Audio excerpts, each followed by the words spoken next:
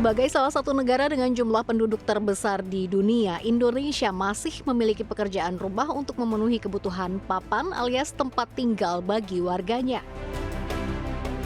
Kementerian Pekerjaan Umum dan Perumahan Rakyat memperkirakan backlog perumahan saat ini mencapai 12,7 juta unit. Di perkotaan mencapai 10 juta, sementara di pedesaan sebesar 2,7 juta. Angka backlog adalah kekurangan rumah yang dihitung berdasarkan selisih antara jumlah kepala keluarga dengan jumlah yang ada.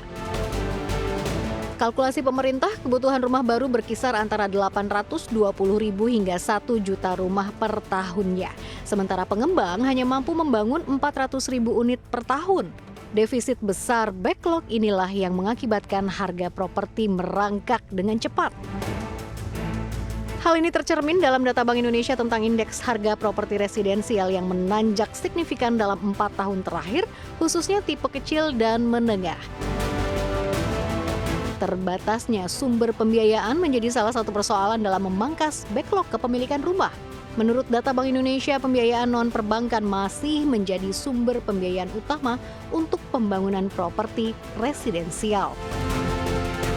Pada kuartal 1 2023 sebesar 73,31% dari total kebutuhan modal pembangunan proyek perumahan berasal dari dana internal.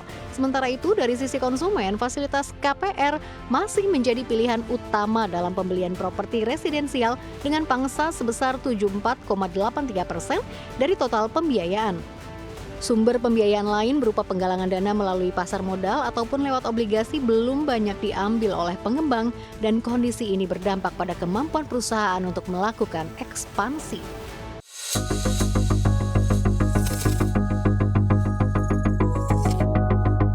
Di sisi lain, hasil sensus penduduk 2020 mencatat jumlah generasi Z di Indonesia mencapai sekitar 75 juta atau sebanyak 27,94% dari total populasi. Sementara itu generasi milenial sebanyak 69 juta atau 25,87%. Banyaknya generasi Z yang memilih untuk menyewa rumah daripada memiliki rumah juga harus menjadi pertimbangan pemangku kebijakan ke depan. Masalah lainnya adalah kemudahan mendapatkan skema pembiayaan yang hanya dapat diakses oleh pekerja formal. Padahal menurut data Badan Pusat Statistik, jumlah pekerja formal kalah jauh dari jumlah pekerja informal di Indonesia yang mencapai 83,34 juta atau 60% dari total pekerja di Indonesia. Pekerja yang mencari makan tanpa kehadiran negara ini memiliki profesi beragam mulai dari ojek online, pedagang kaki lima, pekerja lepas industri kreatif, hingga pedagang di pasar. Mereka tidak bisa mengajukan KPR sebab bank meminta sejumlah persyaratan mulai dari SK kepegawaian, slip gaji, dan surat keterangan kerja.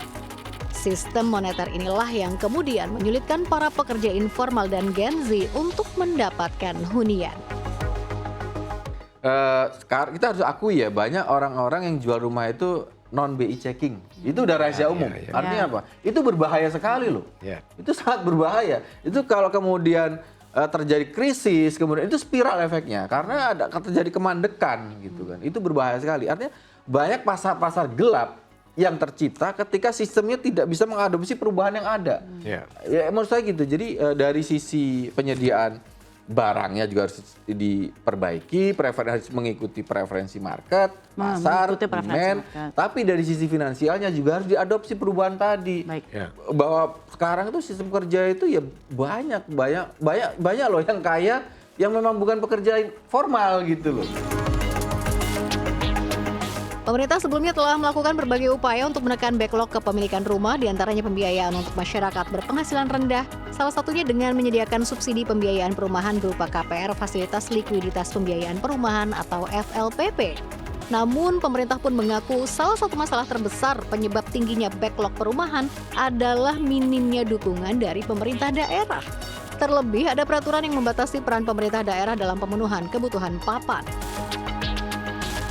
Agak susah kita menyelesaikannya. Ada peraturan yang membatasi peran pemerintah daerah. Nah ini nggak bisa selesai masalahnya. Sehingga untuk perumahan MPR itu harus dari pusat. Nah ini yang PR yang paling besar kita. Mungkin ini juga PR dari pemerintah yang akan datang. Walaupun begitu, sebenarnya PR itu sudah sering juga melakukan kolaborasi dengan pemerintah daerah. Kembali lagi terkait dengan aturan. sebenarnya kita dari PUPR itu sudah berusaha mengatasin itu gitu, untuk mencari solusi bahwa oke, pemerintah daerah masuk ke perumahan masyarakat penghasilan rendah, tapi dari sisi kemiskinan. Dari sisi kemiskinan mereka bisa masuk. Nah, itu yang kita lakukan sekarang. Sehingga sudah banyak pemerintah daerah yang akhirnya melakukan penganggaran APBD-nya mereka masuk ke dari sektor kemiskinan. Baik. Nah, sekarang sudah agak lumayan lah. Sudah banyak Pemda yang dari provinsi sampai kabupaten kota sudah banyak itu. Persoalan besarnya backlog perumahan menjadi pekerjaan rumah bagi Presiden Indonesia berikutnya.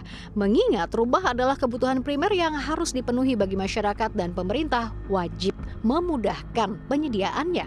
Pengamat infrastruktur Yayat Supriyatna menilai masalah hari ini terjadi karena sejarah tata kelola yang harus dihadapi oleh pemimpin Indonesia berikutnya. Nah, pertanyaannya untuk siapapun nanti yang ke depan itu, saya sependapat dengan Pak Jen tadi. Bagaimana ada keberpihakan, merubah strukturnya. Kemudian satu hal lagi, mohon maaf nih, kita bandingkan. Kalau untuk IKN aja pemerintah bisa mengkonsesikan lebih ratusan ribu hektar tanah untuk ibu kotanya. Untuk kenapa itu tidak sebagian untuk housing? Baik. Kenapa tidak diplotkan? Jadi dengan demikian, masalah tanah itu bisa diatasi. Kalau BP Tapera tadi mengatakan ada duitnya, pertanyaannya ada tanahnya enggak? Jadi sebetulnya 4 yang harus kita rubah, mohon maaf ya. Satu dari tata kelolanya, kedua dalam konteks pertanahannya, ketiga dalam konteks pembiayaannya, keempat itu dalam konteks teknologi.